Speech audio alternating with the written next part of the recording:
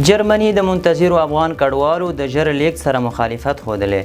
د جرمني د کورنیو چارو وزیر الکساندر دوبرینټ وایي چې هیواد یې د هغو شاوخوا 2000 افغانانو په ژر انتقال مکلف نه دی چې په پاکستان کې د جرمني د منلو ژمنې ته په تمه دي. نوموړي ټینګار کړی چې هر افغان کډوال باید لومړی د امنیتي څېړنو له پړاو څخه تیر شي او وروستۍ پریکړه به یوازې د دې بهیر تر بشپړېدو وروسته وشي. د جرمني د کورنیو چارو وزیر دغه څرګندونې په داسې حال کې کوي چې د برلین یوې محکمې د چهارشنبې په ورځ د بهرنیو چارو وزارت ګواښلی و که په بیړه د افغانانو د لیږد لپاره اقدام ونه کړي له مالي جریمې سره به مخ شي.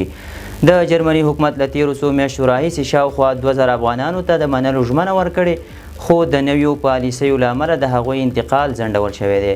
د جرمني بهرنیو چارو وزارت وایي په وروستیو ورځو کې له 450 ډېر افغانان چې د جرمني د منلو ژمنه یې درلوده په پاکستان کې نیول شوي، خو د دوی د منځګړیتوب له امله نږدې 245 تنه بیرته خوشي شوي دي.